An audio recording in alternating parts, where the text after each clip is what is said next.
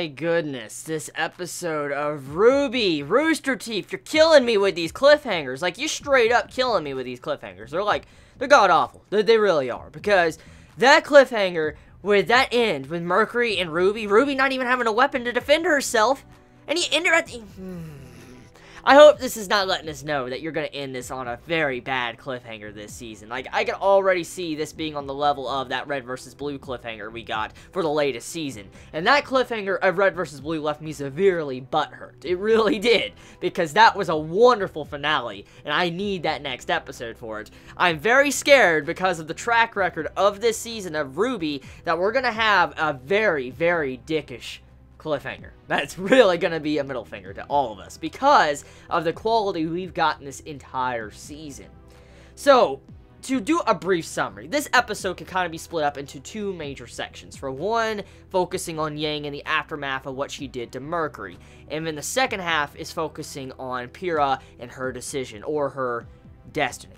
So, before we get into Pyrrha, which had some very beautiful character developments, let's talk about the first half.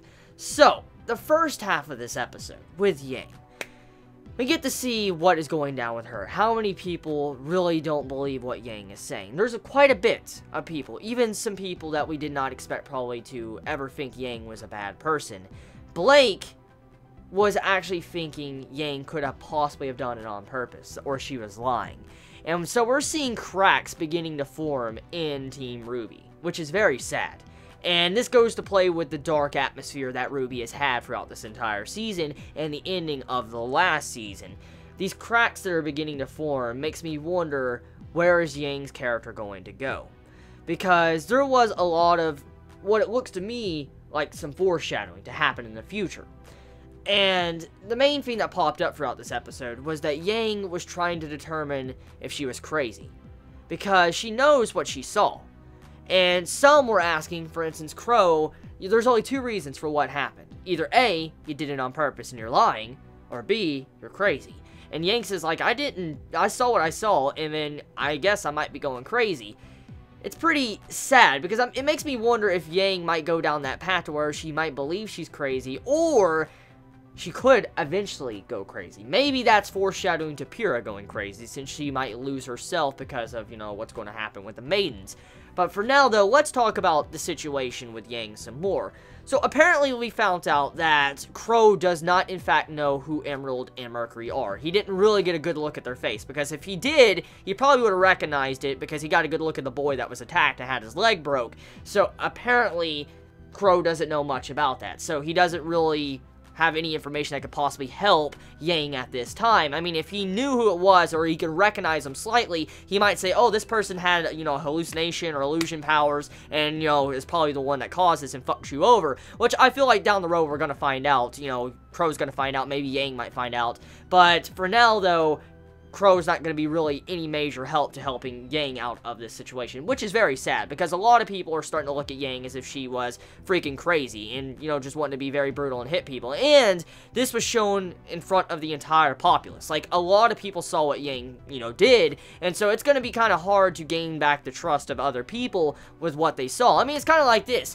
If you do something, and even though many misinterpreted what you did, and you didn't actually mean it like that, but, a bunch of the populace saw it, of course, they're going to be kind of drawing out their own conclusions to what is going down, and of course, no matter what you say, you could say the opposite, I didn't mean it like that, it's not going to change the thoughts of other people. So it's very sad, because now Yang has kind of tarnished her entire image, maybe for the remainder of the series. It's going to be very hard gaining back the trust of many around her, maybe even Blake as well, since she also has had some issues in the past with people changing in front of her, which I like the way Rooster Teeth did that with Blake's character throughout this episode, giving a little bit more characterization and character development for Blake, and how she saw one of the people close to her changing in front of her, and then, we know what happens afterwards. So it was some really good stuff there when it came to Blake kind of reflecting into Yang and what has happened to her in the past.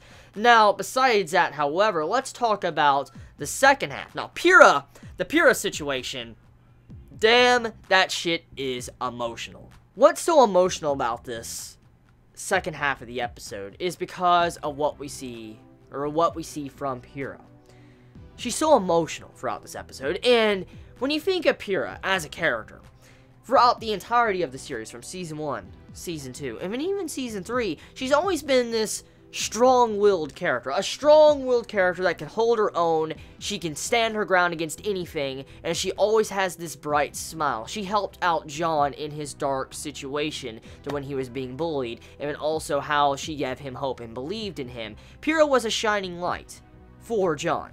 And for the first time, I think, in this series, we really get to see Pyrrha break down. She gets very sad and upset for what is about to happen. For instance, her having to make a decision that could cost her everything or gain her everything.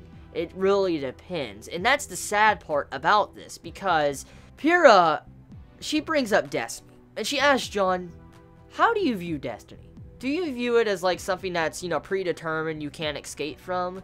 Or do you view it as something that's the end-game goal, your final goal in life before you die? And I felt like that was very, very awesome, the way Rooster Teeth implemented that with her character, of how she was talking about destiny and what she could do.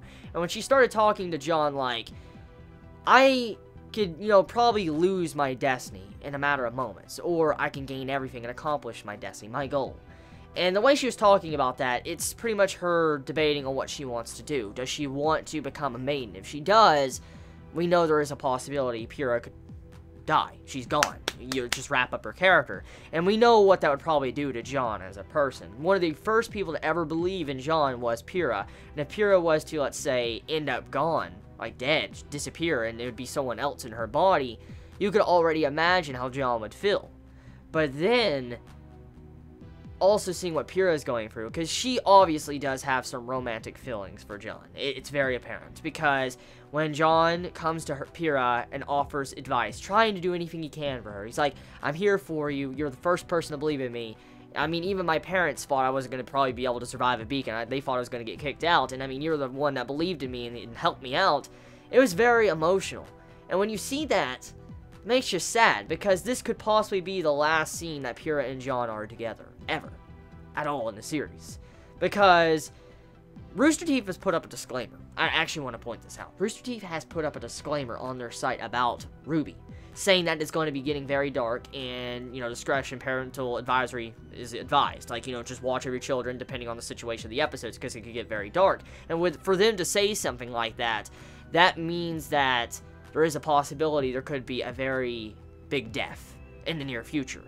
And it makes me wonder, is Rooster Teeth willing to do something like that? Are they willing to kill off one of their big characters? It's a very big move to kill off a character, let alone in any series, and it really comes down to the execution. Now, I'm not going to say Rooster Teeth wouldn't kill off a character, because they have killed off some characters even in Red vs. Blue, and it's been pretty damn sad with some of the characters' deaths. I mean, you know, I'm not going to spoil it, you know, like the latest season, like, holy fucking shit. So you can kind of figure out that there is a possibility it could be potentially hinting that Pyrrha could die. And that meeting we saw in this episode was the final time they were going to have a conversation, which is very sad. It's a very sad moment.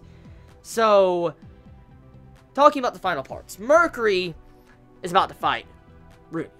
And RWBY doesn't have a weapon. She can't defend herself at the moment, which is very bad. That's very, very, very fucking bad. So, my hype for next week's episode is at an all-time high. And also, Penny is fighting Pyrrha. Oh, shit.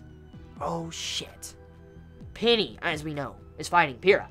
We know what that means. That's bad, bad, bad, bad, bad, bad fucking news.